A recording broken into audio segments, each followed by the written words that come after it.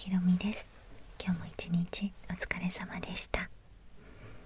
さあ、今夜はですね、マシュマロ質問箱にいただいたお悩みに乗らせていただきたいと思います。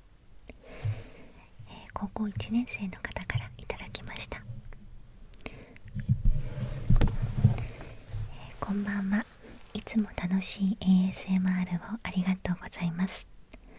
私は高校1年生なのですが、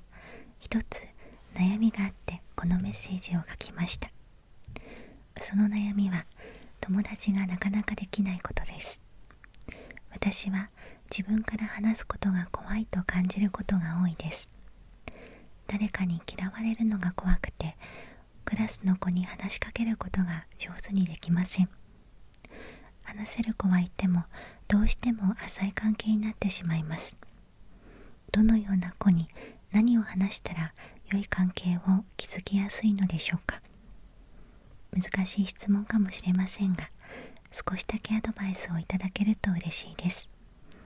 これからもひろみさんの動画を毎日夜に見られることを楽しみにしています。ということで、ありがとうございます。毎日見てくださってとても嬉しいです。しかも高校1年生ってもう何年生まれ、平成何年だ、私よりも一回り以上離れた方からね、メッセージをいただく日が来るなんてね、ちょっと前は思ってなかったんですけど、まずね、送ってくださってありがとうございます。っていうのも、こういう悩みを一人で抱え込まないっていうのが一番生きていく上で大切だと私は思っています。人間って本当一人で考えるとろくなことあんまりなくって、私自身経験があるんですけど、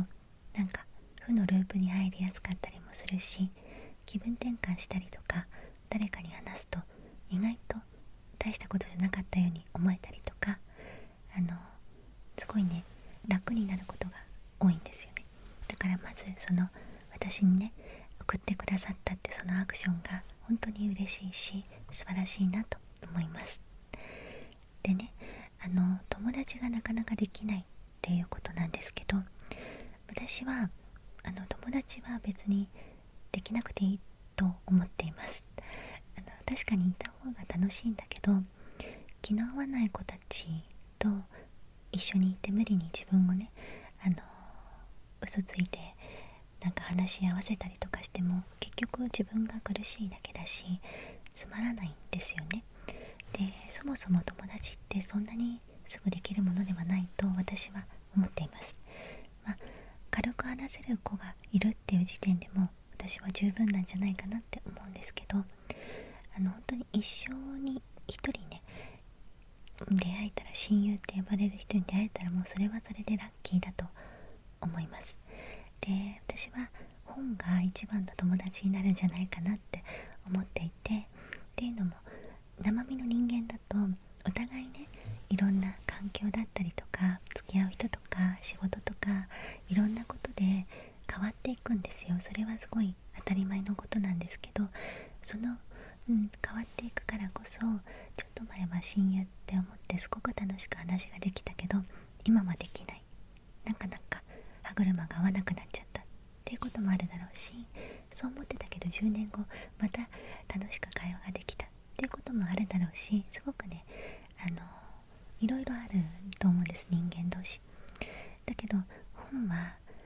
読めば読むほどいろんな発見がね、これだって一冊の本をもし見つけられたとしたら、その本で体験できることもたくさんあるし、学ぶこともあるし救われることもあるっていう意味では、本は唯一変わらないね、自分がよっぽど変わらない限りはいい本ってずっと自分のそばにいてくれるなって、思うんですよ。だから、まず最初に言いたいのは、友達がなかなかできなくっても何も心配することはないんじゃないかなって思います。で、その次に書いてあるね、話すことが怖い、それは誰かに嫌われるのが怖いって書いてあって、そこはちょっとね、アドバイス、もし私ができるとしたらしたいなって思うのは、何をね、どうしても嫌う人はいるし、何をどう言ってても自分のこと好いてくれたり味方になってくれる人はいるんですよ。だから嫌われたら怖いなっていう気持ちはよくわかります。私もよく見られたいってすごく思うタイプだったし、それによってみんなにいい顔ねして疲れちゃったりっていうことも経験したことがあるし、でその結果なんですけど、嫌う人は何しても嫌うし、嫌われない、嫌わないでね好きでいてくれる人は何しても好いていてくれます。よっぽどなんか人を傷つけるとかあからさまにねそういうことをしない限りはね。だから何が大切かっていうと、あんまりその自分っていうものを見失わない程度にね気を使ったりとかした方がいいと思うんですよ。あまりにもねいい子ちゃんになりすぎると本当に自分がいなくなっちゃうんですね。そう、私自身経験があるんですけど、本当にね先生に言われたことも友達に言われたことも全て OK イエスマンになってて、でそういう学生時代を送ってたから、なんか誰かがね体操にしてたら一番に駆けつけて応援して先生の期待にも応えてみたいなことをね、半ば洗脳だったと思うんですけど頑張ってやってた時があって、その結果自分が好きなことと嫌いなことが分かんなくなっちゃったっていうのをね経験しました。で分かんなくなってる自分にも気づけなかったんですけど、3年前きっかけがあって気づきました。でだから結局何やっても嫌われる、ね、ことがもしあるのであれば、そんな私が経験したようないい子ちゃんになりすぎていい人になりすぎて自分を見失うっていうハイリスクを負ってまでそんな人になる必要はならないと思うんですよ。だからそんなにねビクビクしなくっても全然大丈夫。その意図的に人を傷つけたりとか、本当にひどいことをね言わなかったらそれではそれでもう全然ね、あとはもうあなたのまま思ったこととかを言えばいいと思うし、その何をねどう話したらいいのかっていうことも書いてあるんですけど、一つ言うとしたら、その相手に興味をね持ってもらえるとその人ってすごく気持ちよく話せたりするので、例えば〇〇が好きって何かあったら〇〇なんで好きなのとか、その人に対してちょっとだけ興味を持ってみる。全然持てない人だったら本当に無理する必要はないんですけど、興味を持って一つ質問をすると広がることってあるし、自分が勉強になることもあるので、その目の前の人に少し興味を持ってみるっていうのは、一つ話しやすいのかなって。質問してみる。で何でもね答えて返ってくるから、例えばなんで好きかわかんないんだったらそれはそれで答えじゃないですか。なんで好きかわかんないのにこの人こんなに詳しいってすごいなとかね。いやもうちょっと掘り下げて聞いてみたら、何かねちっちゃい時に例えばそれで辛い時期を乗り越えたとか、めちゃくちゃこういう経験をしたとか、もしかしたらあるかもしれないけど、とにかくポンって気軽に聞いてみる。でもしそれが聞かれたくないとかいうことだったら、それはもうそれでごめんねって言えばいいんですよ。人と話す上でやっぱりいろいろ考えすぎちゃったりすると何にも話してできないんですよね。だけどそう人とのつながりとかコミュニケーションによってやっぱり自分の考え方も広がることもあれば、いい人とばっかり生きていけるわけじゃないから、社会に出る時にこの手のタイプの人はちょっとこうやって話した方がいいんだなとか、こういう時はちょっと話さない方がいいんだなとか、いろんな学びも生きていく上での術をね学んでると思って、そういうことを得られるチャンスぐらいに思っていた方がいいんじゃないかなって。もうそれが本当にもう苦痛で、それすらも苦痛でたまらないっていうことであれば、そんな苦痛なことを自分に無理強いする必要はないと思います。だから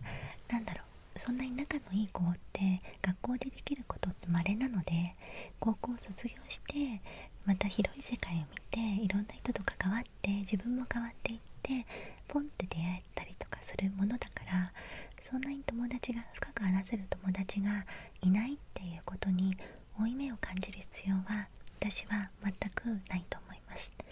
でね、私私よりも明回答があるので、これをちょっとご紹介させてください。動画の中でも何回かお話ししたことがあるような気がするんですけど、ザ・ブルーハーツの今はクロマニオンズかな、ザ・クロマニオンズのボーカルを務めてる河本大翔さんという方がですね、名言を残されているんですね。例えば一つ目、学校に居場所がない子に何か言ってあげてくださいっていう、話になった時にね、大翔さんは、居場所あるよ、席あるじゃん、そこに黙って座ってりゃいいんだよ、友達なんていなくて当たり前なんだから、友達じゃねえよクラスメートなんて、たまたま同じ年に生まれた近所のやつが同じ部屋に集められただけじゃんとおっしゃっています。で、もう一つ、趣味も違うのに友達になれるわけないじゃん。山手線に乗ってて、はい、この車両全員仲良く友達ねって言われても、いや、今偶然一緒に乗ってるだけなんですけどって、友達じゃねえよ。ただ、友達じゃないけど、喧嘩せず自分が降りる駅まで平和に乗ってられなきゃダメじゃん。その訓練じゃないか、学校は。友達でもない、仲良しでもない、好きでもない連中と喧嘩しないで平穏に暮らす練習をするのが学校じゃないか。だからいいよ、友達なんていなくて。ということ書いてあるんですよ。私も YouTube でね、なんか見て、もうほんとこの通りだなって思いました。だから友達がいないことに対して負い目を感じている方すべてに送りたい言葉ですね。このひろとさん、ちょっと引用させていただいたんですけど、それでいいと思うんですよ、本当に。なんだろうな、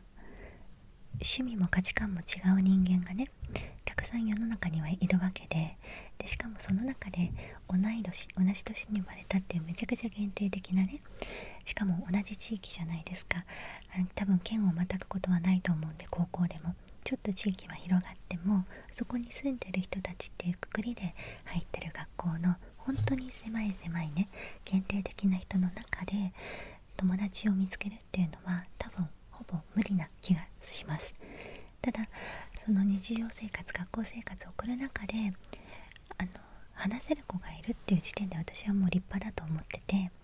あまりにも自分の殻に閉じこもっちゃって周りも困ってしまうくらいね、話せないとかいう状況だと何かしらその今後ね、生きていく上でちょっとだけコツはいるのかなと思ったり、もうそこは振り切っちゃって、もう本当にそういうね、人の目を気にせずにね、そういうタイプの人はどんどん自分の道を突き進んで、自分が表現できる場所を探して突き進んだらいいんじゃないかなって思うんだけど、でもあなたはもうすでに話せる子がいるっていう状態なので、なんらね、私はね、心配することはないと思う。で、それでもし休み時間とか修学旅行とか学園祭とかあるのかな、そういう時にちょっと孤独にね感じてしまったとしたら、今はそういうね、狭い世界の中にいるからしょうがないし、あなたはあなたの世界を持ってるわけで、これからどんどん広げられるから、それを楽しみにねいればいい。高校時代の思い出なんてもうね、語ることなんて一切なくなりますから、楽しかった思い出の一つとして持ってることもあるかもしれないけど、私は高校時代一番ね、小中が結構大変だったんで、そういう意味では一番楽だったんですけど、勉強しかしてなかったし、結構すごいやっぱ狭い世界だったなって今となっては思うし、好きな人には何回も振られるし、青春、楽しい青春時代ではなかったんですよ。中には本当にキラキラ輝いてる女子とかねいて、すごい羨ましかったんだけど、でもそういうものはなかったです。ただ大学に入っていろんな思い出がまたできて、社会人になってってどんどん楽しくなってきましたし、今私はフリーランスとして働いてますけど、フリーランスになる前も会社員ね、肩書きなくなっちゃって人とのつながりがなくなるのかなって、すごく不安なところがあったんですが、真逆でした。自分で開業したことによって初めて問い合わせでねいただいた仕事の案件、を通して知り合った人を通して知り合った人っていうのが本当にあったかくて、初めて友達って言える人たちだったんですよ。なんかそれは私にとって予期してなかったラッキーで、そんなこともあるわけなんですよね。だからね、高校のその小さい世界の中で友達ができないからどうしようとか、深く話せる子がいないっていうのはあんまりね気にする必要はないと思う。それはこれから広がる未来にね向けてのワクワクにとっておけばいいと思うし、あなたが否定されることは一切ない。友達がいないからあいつはダメだという人がもしいたら、ダメな例としてね、すごく狭い世界の中で狭い価値観の中で生きている人なの例だとして俯瞰してればいいと思います。冷静に。で、ほんと寂しくって辛いなとかだったら、このようにマシュマロにメッセージをね打っていただいて、全然私は嬉しいですし、その自分の居場所って一般的なところに収まる必要はないんですよ。インターネットの中のホッとできる場所があればそれはそれでいいし、例えばゲームが好きでゲームの中にあったっていいし、例えば部活動でもいいだろうし、習い事でもいいだろうし、とにかく自分を表現できる、ホッとできる場所、安全であってほしいけどね、そこはマスト。自分の身は自分で守らなきゃいけないし、こういう時代だから変にいろんなところに行くとやっぱり変な人もいるから、そこはねちゃんとアンテナを持ってほしいんだけど、でも YouTube だったら YouTube でいいじゃないですか。私のチャンネルにもしそういうものを見出してくれていたとしたらすごく嬉しいですし、そういうものをね一つでも持ってたら、出会えたら十分なんじゃないかなと思います。私は今自分を表現する場所としてすごく YouTube お世話になってますし、皆さんと顔は見えないけどコミュニケーション取れることが日々の活力になってたりします。それは高校時代全然、YouTube もなかったしね、年がバレちゃうけどなかったし、あったけどこんなに大きなプラットフォームでもなかったし、そういうところに自分の居場所を見出せると思ってなかったですよ。だから私も正直高校時代は友達がねいっぱいいるといいなって、いっぱいいる人がちょっと羨ましかったです。で、高校3年生になってようやく一人二人本当に好きだなこの子って思える子に出会えたんだけど、それまでは全然いなかった。だからご飯食べる時も一人は嫌なんだけど一緒に食べててもつまらないなって正直思ってたんですよ。でも今思うと本片手にねとかスマホでね自分の知りたいコンテンツとかね好きなものとかを見ながら食べてた方が得られるものがあったんじゃないかなとか思うこともあります。もちろんいろんなタイプの子を知れたっていう意味では勉強にはなったこともあるんだけど、でも本当河本ひろとさんがおっしゃる通り、たまたま居合わせた同級生なので喧嘩をせずに平穏に過ごす、その訓練をさせてもらってる。それはどんな場所に行っても必要な能力だからねっていうくらいに思っておいていいんじゃないかなって私は思っています。だからもし一人になっちゃったとして孤独に感じるとかだったら、それはまた相談というか気持ちを吐露するだけでも楽になることがあるし、メッセージを送ってる時間で休み時間が潰せることもあるし、そんな風に私のチャンネルをね活用していただきたいなって思います。はい、でもね立派です。自分で悩んでることをこうやって外に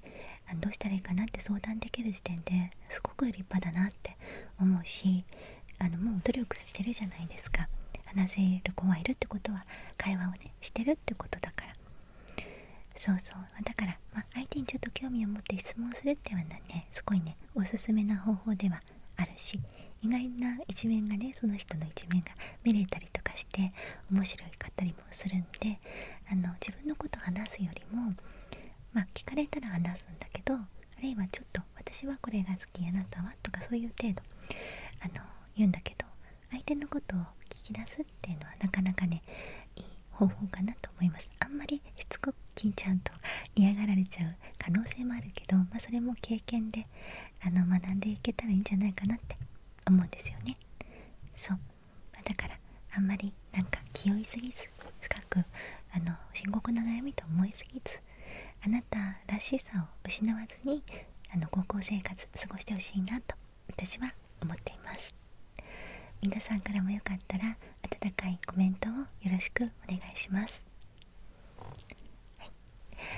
ということで今日は、高校1年